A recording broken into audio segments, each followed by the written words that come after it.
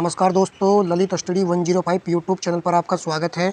दोस्तों, हम RRB ALP की कट ऑफ पर चर्चा करेंगे और इसकी मैं आपको एक्सपेक्टेड कट ऑफ बताने वाला हूं, जो कि फाइनल कट ऑफ रहेगी 2025 की ये कट ऑफ रहेगी दोस्तों।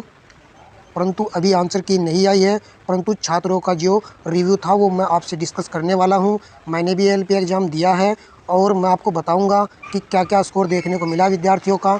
और दोस्तों, हम 2024 वाली जो प्रीवियस ईयर कट ऑफ थी एएलपी की, उस पर भी चर्चा करने वाले हैं। उस पर भी दोस्तों हम देखेंगे कि क्या कट ऑफ हमें देखने को मिली थी पिछली बार। उसी आधार पर मैं आपको इस बार की कट ऑफ भी बताऊंगा। और पिछली बार हमारे पास जो वैकेंसी थी 2024 में वो 18,000 थी, परंतु इस बार जो हमारे पास वैकेंसी है वो 9,970 वैकेंसी है। अर्थात आप समथिंग मान सकते हैं कि 10,000 टोटल वैकेंसी है। इस पर जो है कट ऑफ का इफेक्ट देखने को मिलने वाला है। तो पहले हम देखते हैं कि प्रीवियस ईयर में क्या कट ऑफ रही थी, जो कि नॉर्मलाइज मार्क्स आपकी कट ऑफ है। ये आरआरबी द्वारा निर्धारित कट ऑफ है, ठीक है। सबसे पहले हम यहाँ पर देखते हैं कि जो हमारा अहमदाबाद बोर्ड है, तो अहमदाबाद बोर्ड में 976 वैकेंसी थी। 54.54 यहाँ पर आपको जर्नल की कट ऑफ देखने को मिली थी। एससी की दोस्तों 36 पॉइंट कुछ थी, एसटी की 28 पॉइंट कुछ थी और ओबीसी की 41 पॉइंट कुछ थी। ईडब्ल्यूएस की 40.01 जो है कट ऑफ देखने को मिली थी। तो दोस्तों, ये जो कट ऑफ थी ये आरआरबी के द्वारा निर्धारित कट ऑफ है। नॉर्मलाइज मार्क्स के आधार पर कट ऑफ बनी थी ये 2024 की। अब हम बात करते हैं, जैसे कि बेंगलुरु बोर्ड था, 1576 वैकेंसी थी। देखिए कट ऑफ यहाँ पर जनरल की 58 पॉइंट कुछ गई थी। किसी बोर्ड में आपको कट ऑफ ज़्यादा देखने को मिलेगी, किसी बोर्ड में कम।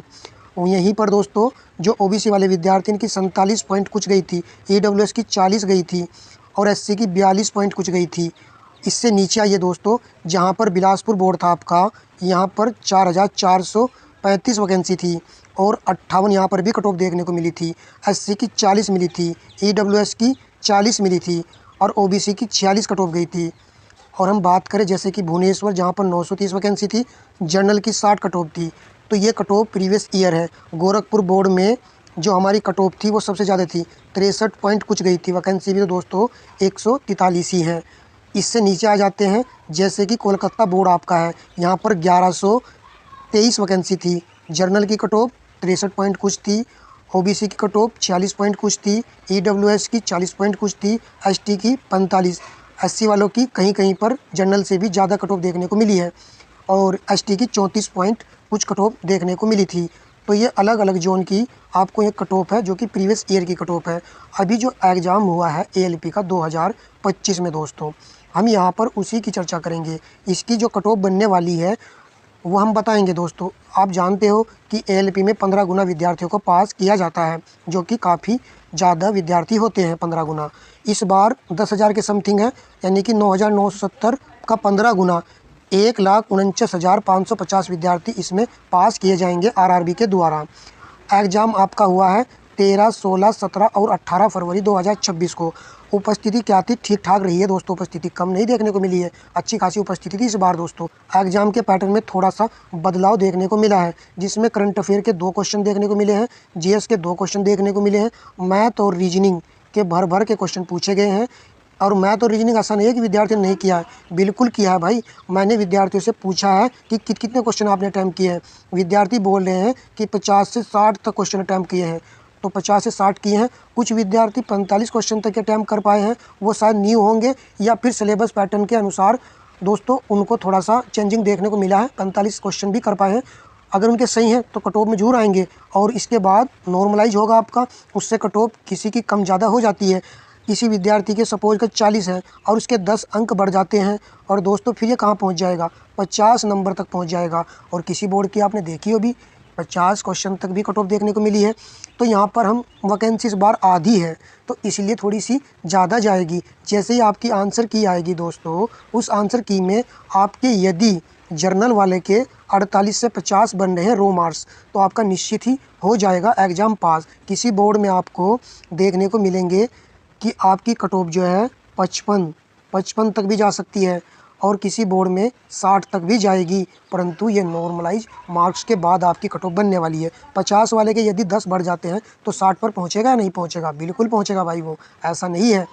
क्योंकि 10 तक नंबर बढ़ते हैं, 12 तक भी बढ़ जाते हैं, ठीक है। और ओबीसी का यदि रो मार्क्स 45 से 46 बन रहा है तो 100% समझे। आंसर की आ जाने के बाद में दोस्तों आप सुनिश्चित तरीके से CBT 2 की तैयारी कीजिएगा, परंतु अभी आंसर की नहीं आएगी क्योंकि पटना के कुछ जहाँ पर एग्ज़ाम कैंसिल हुआ है, जो कुछ संस्थान है, तो उसका री एग्ज़ाम होना है और री एग्ज़ाम होगा जेई के बाद में दोस्तों। तो उसका री एग्ज़ाम हो जाएगा शायद फरवरी में और इसकी फ़ाइनल आंसर की 26-27 फरवरी तक देखने को मिल सकती है। और यदि री एग्ज़ाम में देरी करेगा आरआरबी तो फिर दोस्तों इसकी आंसर की और भी लेट हो सकती है।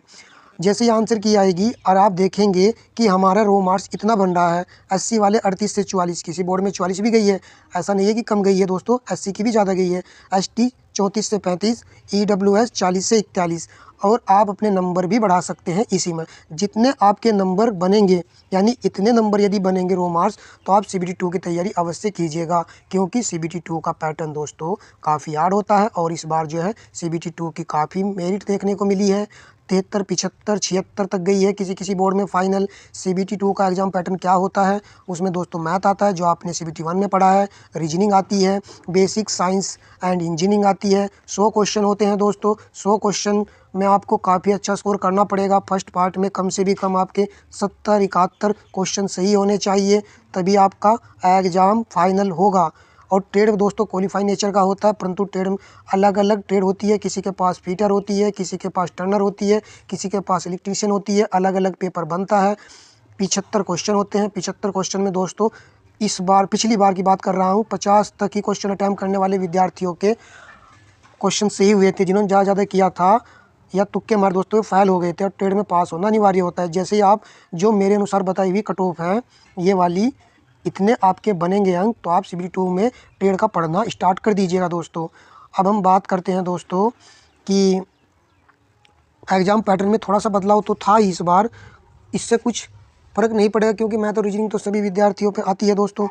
तो आप जो है अपनी प्रिपरेशन कीजिएगा, क्योंकि ALP की जो भर्ती है दोस्तों, जिनको भी लोको पायलट बनना होता है उनको काफ़ी मेहनत करनी पड़ती है, क्योंकि साइको भी होता है, साइको भी पास करना होता है, मेडिकल भी हार्ड होता है, अच्छी जॉब होती है। ऐसा नहीं है कि कोई ख़ास अच्छी जॉब नहीं है, बेहतरीन जॉब होती है, क्योंकि इसमें आपको सैलरी काफ़ी अच्छी मिलती है, ठीक है। और ALP 2026 की न्यू वैकेंसी का नोटिफिकेशन भी आ चुका है, मैंने शॉर्ट वीडियो में आपके लिए डाल दिया था। 11,000 कुछ वैकेंसी देखने को मिली है।